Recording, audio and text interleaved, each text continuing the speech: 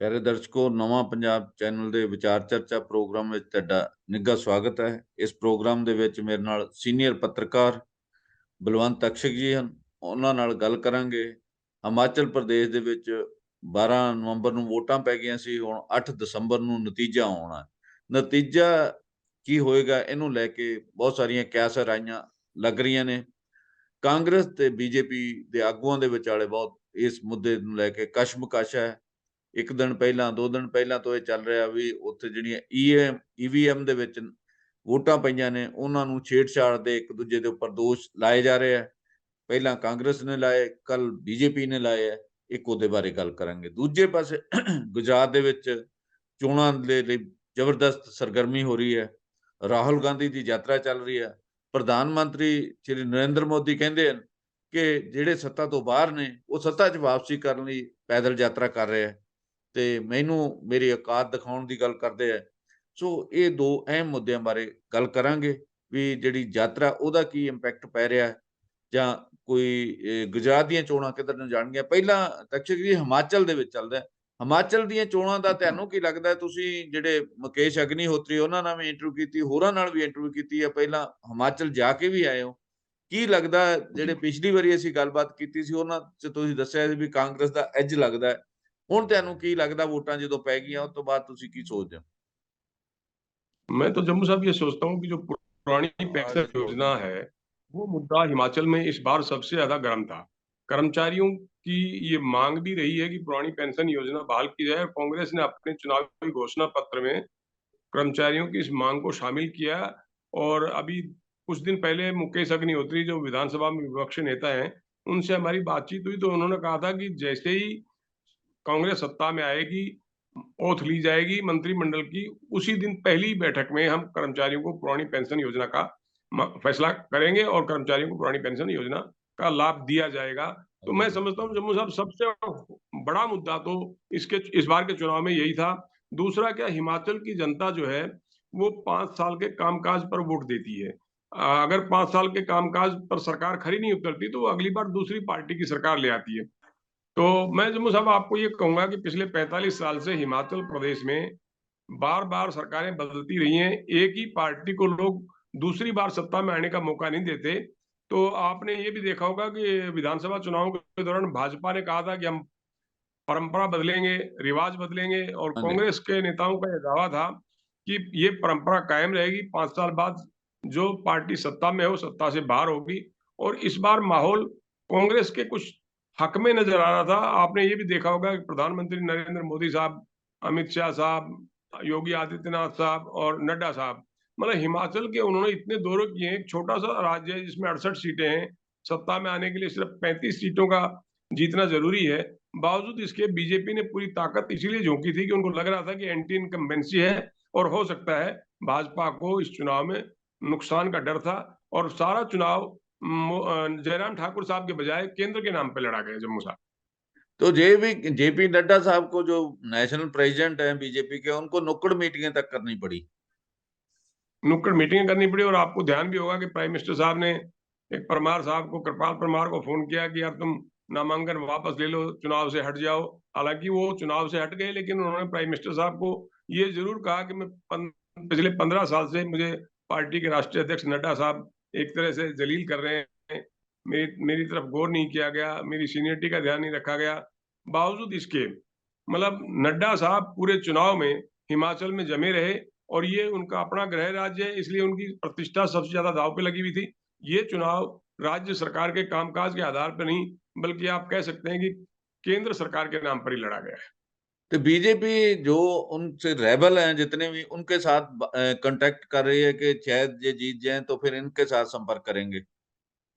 मैं समझता हूं कि बीजेपी को उम्मीद है कि 5-6 बागी अगर चुनाव जीतते हैं तो वो उनके लिए कोई नुकसान की बात नहीं है, क्योंकि वो भाजपा के बागी हैं। अगर चुनाव जीतते हैं और भाजपा की सरकार बनने की संभावना हो तो उनको भाजपा को समर्थन देने में कोई दिक्कत नहीं है।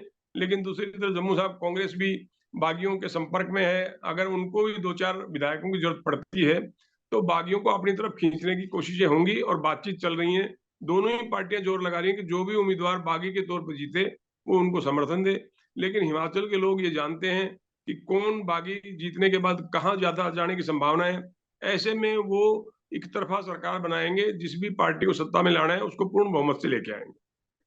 देखिए जी, एक दोनों पार्टियां कांग्रेस भी और बीजेपी भी एक दूसरे पर आरोप लगा रही हैं कि वहां जो हो रहा है कि अब ईवीएम के पास कांग्रेस वाले जा रहे हैं। बीजेपी ने दोष लगाया कल। उससे पहले कांग्रेस ने दोष बीजेपी पे लगाया था कि ये एक दूसरे ईवीएम के साथ ना गड़बड़ हो जाए। ऐसे दोष में कोई है, लगता है आपको कोई तथ्य नजर आता है? कोई है बात कोई ऐसी? मैं तो जम्मू साहब ये कहूंगा कि चुनाव आयोग इस मामले में अपना रुख बहुत सख्त रखा हुआ है। आपको ध्यान होगा कि मतदान के बाद जब एक निजी गाड़ी में ईवी मशीनें लाई जा रही थी, तो 6 कर्मचारियों को लापरवाही बरतने के मामले में सस्पेंड कर दिया गया था। और ये जो शोर-शराबा हुआ है, ये भी उस घटना के बाद ही हुआ है कि जो अधिकृत वाहन थे, उनके बजाय निजी वाहनों में ईवी मशीनें क्यों लाई गई।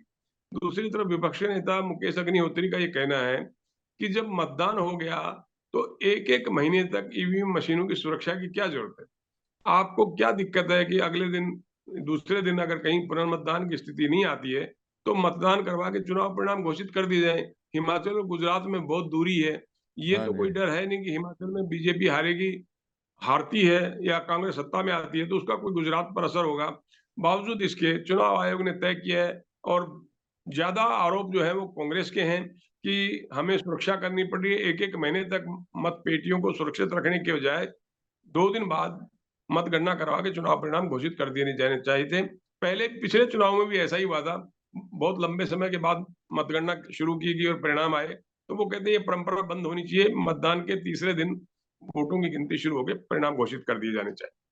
नहीं, होना तो कायदे से यही होना चाहिए।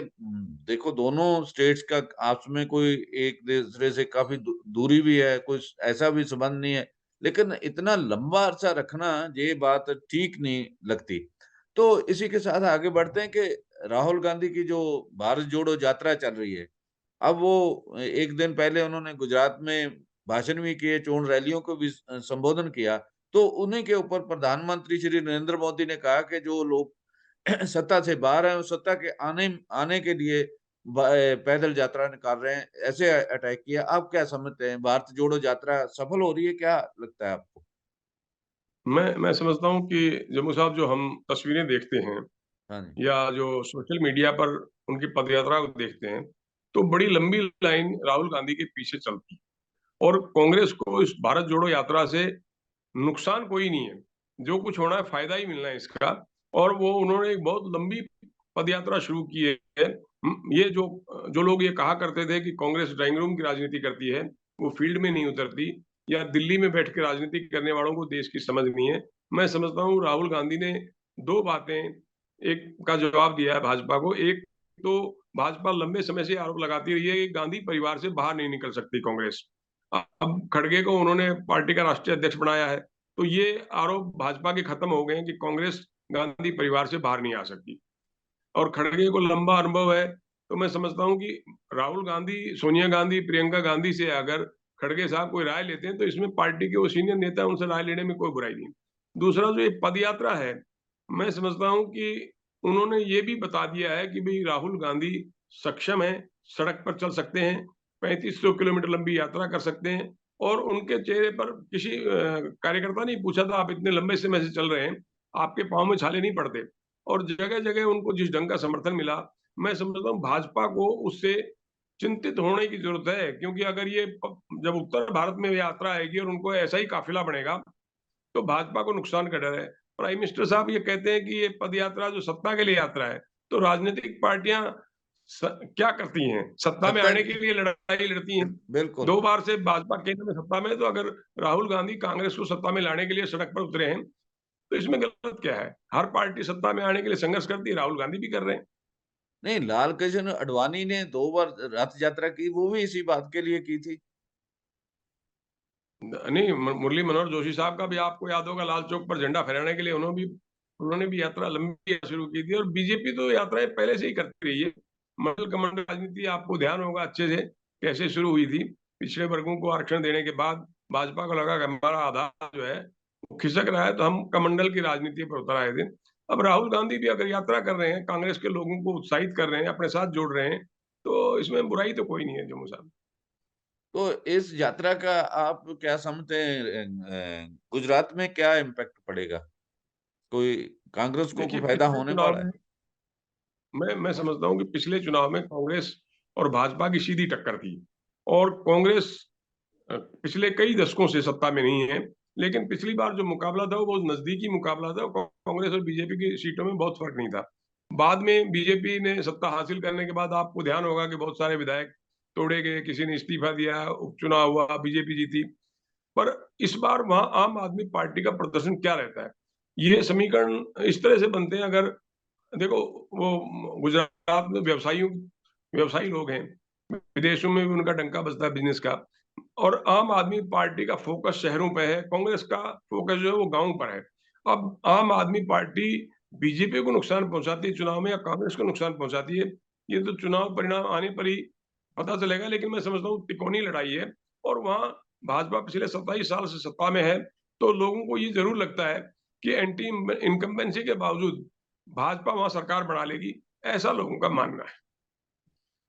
तो ऐसे ही सर्वे कुछ ऐसे ही आ रहे हैं कि अभी भी लोगों को काफी लंबा अरसा उनका राज चल रहा है बीजेपी का, पर फिर भी पलटने उनके वापस आने की संभावना मेरे ख्याल है वहां कुछ ऐसा ही। एक देखो दो आर्टिकल मैंने भी देखो कुछ गुजरात पढ़े। जी, गुजरात में देखो प्राइम मिनिस्टर साहब जो है 12 साल मुख्यमंत्री रहे हैं वहाँ और गुजरात मोदी साहब के गौरव से जुड़ा हुआ है। लोग सोचते हैं कि जिस नरेंद्र मोदी को हमने प्रधानमंत्री की कुर्सी पर पहुंचाया है, तो राज्य में भी उनके सम्मान के लिए हो सकता है भाजपा को ना चाहते हुए, दुखी होके भी परेशान तो दिखते हैं। सोशल मीडिया पर जितनी खबरें चलती हैं, वो सब लोग बोल रहे होते हैं कि हमें कुछ नहीं मिला, हम परेशान हैं, हम दुखी हैं, महंगाई बहुत है। लेकिन फिर भी प्रधानमंत्री हैं जो कि देश के गुजरात से आते हैं वो, तो हो सकता है लोग उनके सम्मान को बरकरार रखें। महंगाई की तो हर तरफ चर्चा है ना, महंगाई तो अपने जहां भी महंगाई को कम थोड़ी है, हर जगह पे महंगाई की तो चर्चा है। बेरोजगारी और महंगाई दो मामले तो पूरे देश में है ना, तो राहुल गांधी भी इन मामलों को उठाते हैं और पार्टियां भी उठा रही। मेरे ख्याल महंगाई के बारे में और रोजगार के बारे में बात जो होनी चाहिए, महंगाई रुकनी चाहिए और लोगों को रोजगार भी मिलना चाहिए। जो 2 करोड़ बीजेपी ने प्राइम मिनिस्टर ने वादा किया था वो तो अभी तक लागू नहीं ना हुआ, इसका इम्पैक्ट कुछ ना कुछ तो पड़ेगा ही। नहीं, भाजपा तो उस तरफ आने नहीं देती ना, राष्ट्रीय मुद्दों पर बात करती है, राष्ट्र एकता, अखंडता की बात करती है, सीमाओं को सुरक्षित रखने की बात करती है। वो उधर महंगाई और बेरोजगारी के मुद्दे पर भाजपा आती नहीं है। ठीक। सो तक्षक जी, इस प्रोग्राम में हमारे साथ जुड़ने के लिए आपका बहुत बहुत शुक्रिया। वेट करते हैं 8 दिसंबर को नतीजे आते हैं, क्या होगा देखते हैं, वेट करते हैं। Thank you very much. शुक्रिया सर, शुक्रिया।